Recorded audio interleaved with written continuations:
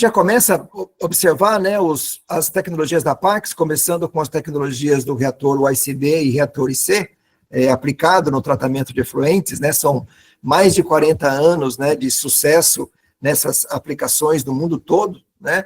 Por exemplo, o reator UICB, que é dimensionado pela Pax, ele tem um nível de separação em 3 etapas, né, então aqui ele está preparado para a indústria, né, então quando entra uma carga orgânica elevada, quando entra um efluente com uma DQO alta, né, maior aí que 2.000, 2.500 miligramas por litro, a produção de biogás aqui vai ser perfeitamente separada nesses separadores, o efluente vai seguir aqui, né, por esse caminho até chegar no vertedouro sem arrastar lodo.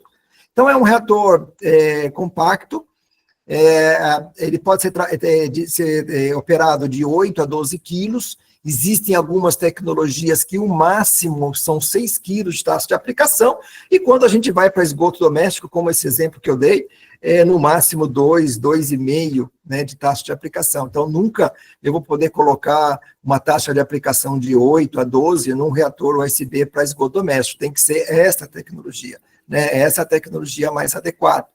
Ele ocupa pouco espaço. A gente tem uma limitação aqui de altura, né, porque quando eu aumento muito a altura, esse biogás, essas microbolhas se juntam, formam uma bolha grande e fica difícil a separação, então existe separação. O tempo de retenção é médio, né, ele tem uma boa separação de lodo, né, boa separação de sólido, líquido e gás, com esses separadores. Toda a parte interna é plástico, polipropileno, então não tem problemas de manutenção, e são mais de 300 referências no mundo todo. E aqui eu coloco um exemplo, tá vendo? Esse aqui é um reator USB feito pela Pax, isso está instalado na cervejaria da Heineken, né, há mais de 25 anos, no México, em Monterrey. Eu até estive visitando essa unidade aqui algumas vezes, quando eu visito essa cidade, né. Aqui, olha, é um reator para mais de 41 toneladas de DQO por dia.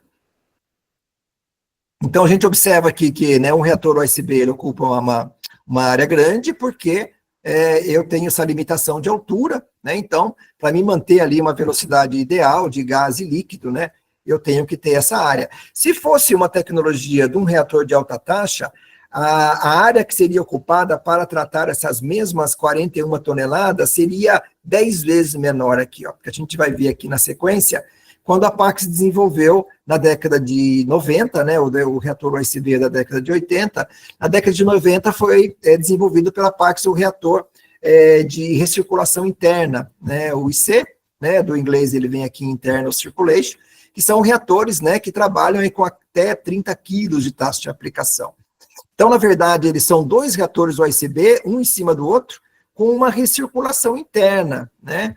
Ele ocupa pouco espaço, o tempo de retenção hidráulica é muito baixo, por exemplo, numa indústria de bebida, o tempo que demora para entrar o efluente e sair aqui são apenas 3 horas, então demora 3 horas para que esse efluente seja convertido em mais de 80% em DBO, né? Tem uma ótima separação, né, que tem 2 separadores, todos os inteiros são de plásticos, né? E hoje a Pax possui mais de 800 referências com essa tecnologia.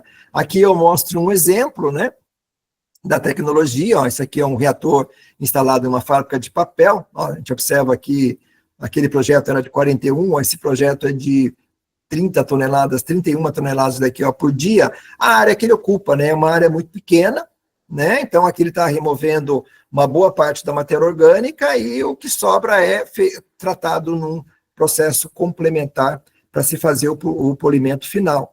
E esse é o comparativo, né? Aqui a gente consegue entender as diferenças, né? Num reator USB, o principal está aqui, ó, na velocidade de líquido. Então, num reator USB, eu não consigo colocar mais do que 1 metro por hora de líquido e 1 metro por hora de biogás. Se eu coloco uma DQO concentrada, gera muito biogás. Se eu tiver mais que isso, o lodo é arrastado, da mesma forma o líquido, por isso que eles acabam sendo reatores grandes, né, em função da área. No reator IC, eu consigo aumentar essa velocidade em 10 vezes, né, por isso que nós diminuímos a área em 10 vezes de um reator USB para um reator IC, tratando a mesma carga orgânica e com a mesma eficiência, né? Então, por exemplo, se eu necessito de um reator USB de 500 metros, que ocupa uma área de 500 metros quadrados, um reator IC vai ocupar 50 metros quadrados para tratar a mesma carga. Então, a gente tem uma economia aí de espaço, e por ele ser menor, né, menos equipamentos, menos materiais, né, ele acaba sendo mais econômico. E a grande vantagem, né, é que também ele pode diminuir os custos operacionais, uma vez que essa recirculação interna, o biogás que é gerado, é acumulado aqui nessa primeira câmara, né, de biogás, esse primeiro separador. Como eu tenho 20 metros de altura, 10 metros de líquido pressionando aqui, esse biogás sobe uma velocidade muito grande, arrasta o efluente que já está tratado, já passou aqui pelo lodo, né, junto com o líquido, o biogás sobe, aqui despressuriza, o biogás vai lá para o gasômetro, flera, ou utilização, e esse líquido retorna até para cá, e é misturado com o efluente bruto. Então, a gente aproveita parte da alcalinidade gerada no meio, né, para neutralizar parte do pH e economizar soda. Quando ele faz isso, né, ele promove também automaticamente uma diluição, pegando o efluente já tratado e misturando com o efluente bruto que está chegando. Então, se chegar aqui uma variação de carga, né, não observada pelo operador, ele consegue absorver essa variação sem atrapalhar a eficiência e sem atrapalhar o funcionamento do processo, né? Então, a aplicação dessa tecnologia, né, dos reatores USB e C, né, hoje já são mais de 300 reatores USB, mais de 860 reatores IC. Aqui está a aplicação, né, a gente aplica para efluentes que tenha DQO maior que 2.500 miligramas por litro, sólido suspenso menor que 50, óleo de graxa menor que 50, sólido suspenso menor que 500, e as taxas de aplicações dessas tecnologias são essas, né, e vazões aí a partir de 10, 20 metros cúbicos por hora, em função da DQO. Aonde é aplicado? Setores de alimentos, bebidas, indústria de papel, açúcar e álcool, né, condensados, biodiesel, águas residuárias, né, tratando as outras águas de biodiesel, aí estão as principais aplicações da tecnologia.